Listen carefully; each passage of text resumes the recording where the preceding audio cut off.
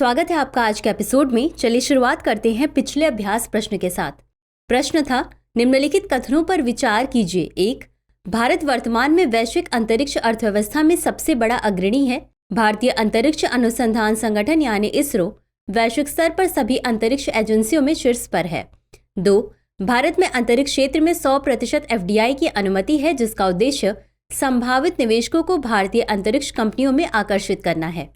उपर्युक्त में से कौन सा या कौन से कथन सही है या सही हैं? A केवल 1, B केवल 2, C 1 और 2 दोनों, D न तो 1 और न ही 2।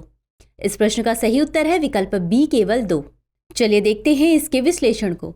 वैश्विक अंतरिक्ष अर्थव्यवस्था में भारत की हिस्सेदारी 2 से 3%, US 40%, UK 7% है और साथ ही यह भी आशा है कि वर्ष 2030 तक इसकी हिस्सेदारी 10% से अधिक हो जाएगी। भारतीय अंतरिक्ष अनुसंधान संगठन विश्व की 6 सबसे बड़ी अंतरिक्ष एजेंसियों में से एक है, अतः कथन 1 सही नहीं है। 100% FDI की अनुमति। संशोधित नीति के तहत अंतरिक्ष क्षेत्र में 100% FDI की अनुमति है, जिसका उद्देश्य संभावित निवेशकों को भारतीय अंतरिक्ष कंपनियों में आकर्षित करना है, अतः कथन 2 सही है। उदारीकृत प्रवेश मार्ग। विभिन्न अंतरिक्ष गतिविधियों के लिए प्रवेश मार्ग इस प्रकार हैं। स्वचालित मार्ग के अंतर्गत 74% तक, उपग्रह विनिर्माण और प्रचालन, सैटेलाइट डेटा उत्पाद तथा ग्राउंड सेगमेंट तथा यूजर सेगमेंट। 74% के बाद ये गतिविधियां सरकारी मार्ग के अंतर्गत आती हैं।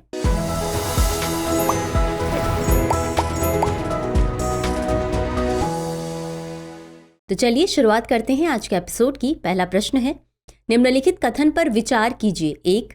विक्रम साराभाई अंतरिक्ष केंद्र में ट्राइसोनिक पवन टनल रॉकेट तथा विमानों के लिए वायु गतिकी परीक्षण में एक मील का पत्थर है। 2. सेमी क्रायोजेनिक इंटीग्रेटेड इंजन और स्टेज टेस्ट यानी SIEST सुविधा सेमी क्रायोजेनिक इंजन विकसित करेगी।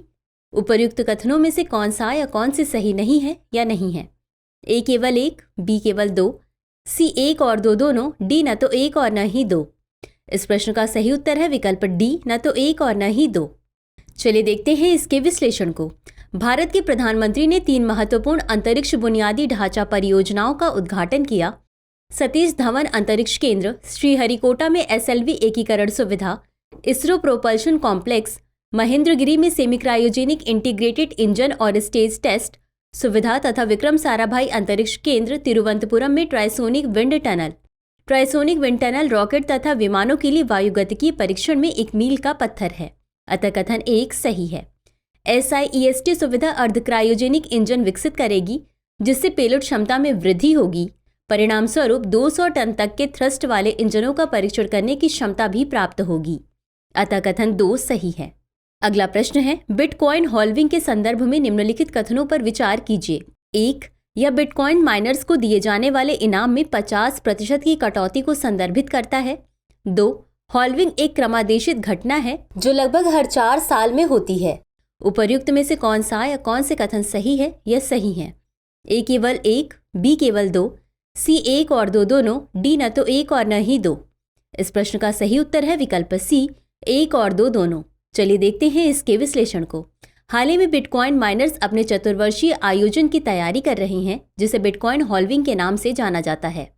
बता दें कि यह घटना अप्रैल 2024 में होने की उम्मीद है। बिटकॉइन हॉल्विंग बिटकॉइन माइनर्स को दिए जाने वाले इनाम में 50% की कटौती को संदर्भित करता है, अतः कथन 1 सही है। बिटकॉइन माइनर्स वे लोग होते हैं जो अन्य लोगों के क्रिप्टो करेंसी लेन देन को सफलतापूर्वक संसाधित करते हैं, ताकि उन्हें सार्वजनिक डिजिटल बही खाता में जोड़ा जा सके, जिसे ब्लॉकचेन के रूप में जाना जाता है। हॉल्विंग एक क्रमादेशित घटना है जो लगभग हर 4 साल में होती है।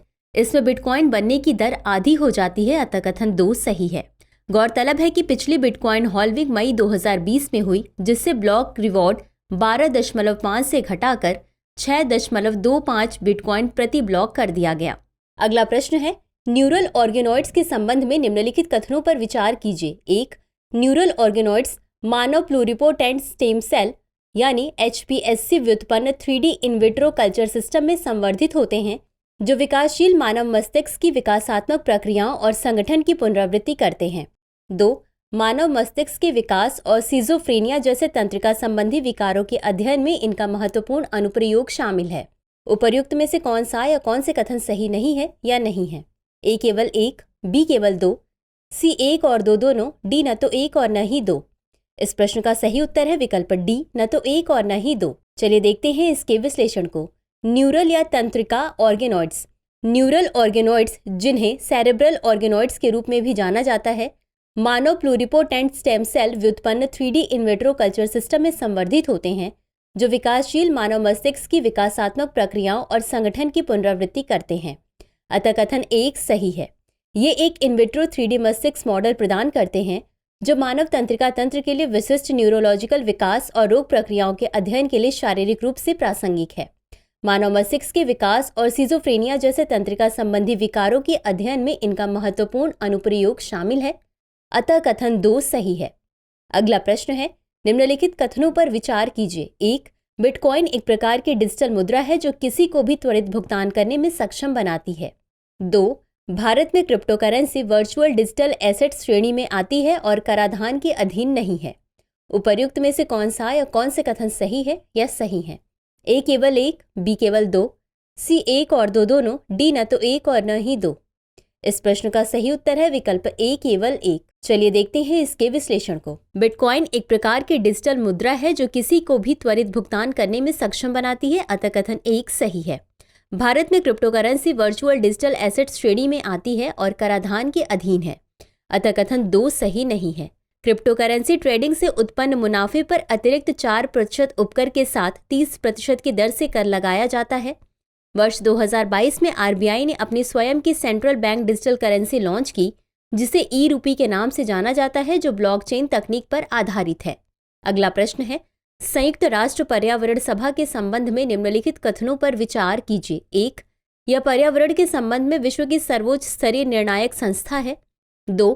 वैश्विक पर्यावरण प्रशासन के संबंध में निर्णय करने के लिए इसकी बैठक प्रत्येक वर्ष आयोजित की जाती है। 3. इसकी स्थापना जून वर्ष 2012 में सतत विकास पर संयुक्त राष्ट्र सम्मेलन में की गई थी। उपर्युक्त में से कितने कथन सही हैं? ए केवल एक, बी केवल दो, सी सभी 3, डी कोई नहीं। इस प्रश्न का सही उत्तर है विकल्प बी केवल 2। चलिए देखते हैं इसके विश्लेषण को। संयुक्त राष्ट्र पर्यावरण सभा यह संयुक्त राष्ट्र पर्यावरण कार्यक्रम यानी यूएनईपी का शासी निकाय है। यह पर्यावरण के संबंध में विश्व की सर्वोच्च स्तरीय निर्णायक संस्था है। अतः कथन 1 सही है।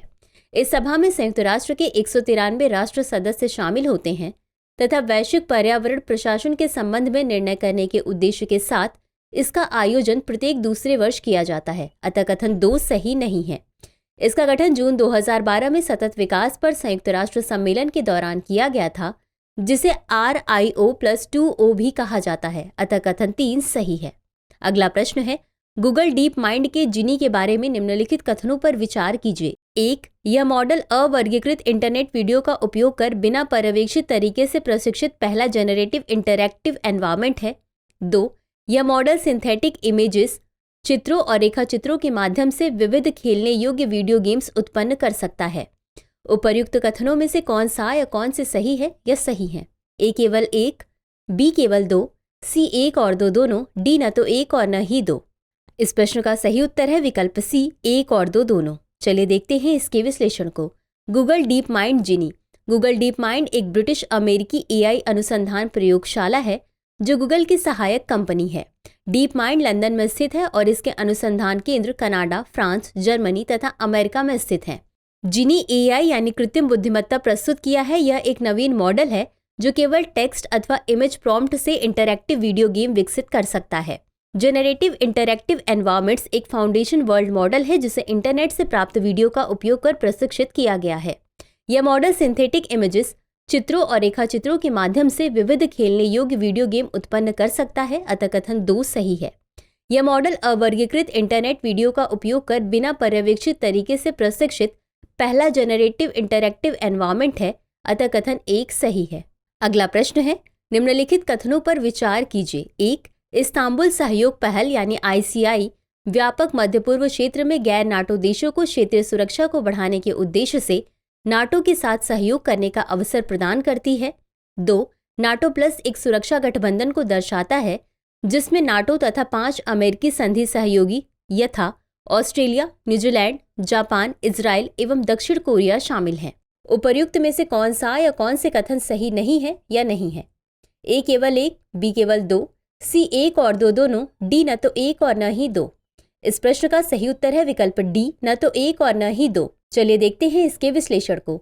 इस्तांबुल सहयोग पहल यानी ICI व्यापक मध्य पूर्व क्षेत्र में गैर नाटो देशों को क्षेत्रीय सुरक्षा को बढ़ाने के उद्देश्य से नाटो के साथ सहयोग करने का अवसर प्रदान करती है, अतः कथन एक सही है। नाटो प्लस एक सुरक्षा गठबंधन को दर्शाता है जिसमें नाटो तथा 5 अमेरिकी संधि सहयोगी जैसे ऑस्ट्रेलिया, न्यूजीलैंड, जापान, इजराइल एवं दक्षिण कोरिया शामिल हैं, जिसका उद्देश्य वैश्विक रक्षा सहयोग को मजबूत करना और साथ ही चीनी कम्युनिस्ट पार्टी के विरुद्ध रणनीतिक प्रतिस्पर्धा में प्रबल होना है, अतः कथन 2 सही है। अगला प्रश्न है, शिक्षा का अधिकार यानी RTE अधिनियम 2009 के संबंध में निम्नलिखित कथनों पर विचार कीजिए। 1. 6 से 18 वर्ष की आयु के बच्चे स्थानीय स्कूलों में निःशुल्क अनिवार्य शिक्षा का अधिकार हैं। 2. सहायता प्राप्त विद्यालय भी अपनी आवर्ती सहायता के अनुपात में कम से कम 10% की सीमा तक निःशुल्क शिक्षा उपलब्ध कराएगा। 3. RTE अधिनियम अल्पसंख्यक स्कूलों पर लागू नहीं होता है। उपर्युक्त में से कितने कथन सही हैं? A केवल 1, B केवल 2, C सभी 3, D कोई नहीं। इस प्रश्न का सही उत्तर है विकल्प A केवल 1। चलिए देखते हैं इसके विश्लेषण को। शिक्षा का अधिकार यानी RTE अधिनियम 2009 6 वर्ष से 14 वर्ष तक की आयु के प्रत्येक बालक को उसकी प्रारंभिक शिक्षा पूरी होने तक किसी आसपास के विद्यालय में निःशुल्क और अनिवार्य शिक्षा का अधिकार है। साथ ही 6 वर्ष से अधिक आयु के बालक जिसने विद्यालय में प्रवेश नहीं लिया है को उसकी आयु के अनुसार समुचित कक्षा में प्रवेश दिए जाने का प्रावधान किया गया है, अतः कथन 1 सही नहीं है। सहायता प्राप्त विद्यालय भी अपनी आवर्ती सहायता के अनुपात में कम से कम 25% की सीमा तक निःशुल्क शिक्षा उपलब्ध कराएगा, अतः कथन 2 सही नहीं है। वर्ष 2014 में सर्वोच्च न्यायालय ने Pramati educational and cultural trust बनाम यूनियन ऑफ इंडिया और अन्य मामले में निर्णय सुनाया कि RTE अधिनियम अल्पसंख्यक विद्यालयों पर लागू नहीं होता है, अतः कथन 3 सही है। अगला प्रश्न है, हाल ही में जारी हुई रिपोर्ट के अनुसार सबसे ज्यादा तेंदुओं की संख्या किस राज्य में है? A Karnataka, B Madhya Pradesh, C Rajasthan या D केरल। इस प्रश्न का सही उत्तर है विकल्प B मध्य प्रदेश। चलिए देखते हैं इसके विश्लेषण को। हाल ही में पर्यावरण मंत्रालय ने तेंदुओं की संख्या को लेकर एक रिपोर्ट जारी की है। रिपोर्ट के अनुसार भारत में तेंदुओं की संख्या 2018 में 12,852 से 8% बढ़कर 2022 में 13,874 हो गई है। बता दें कि मध्य प्रदेश में तेंदुओं की सबसे अधिक संख्या 3,907 दर्ज की गई है, अतः विकल्प B सही है। वहीं उत्तराखंड में बड़ी बिल्लियों की संख्या में 22% की गिरावट दर्ज की गई है। तो चलिए अंत में देखते हैं आज के अभ्यास प्रश्न को। स्वयं के बारे में निम्नलिखित कथनों पर विचार कीजिए। 1.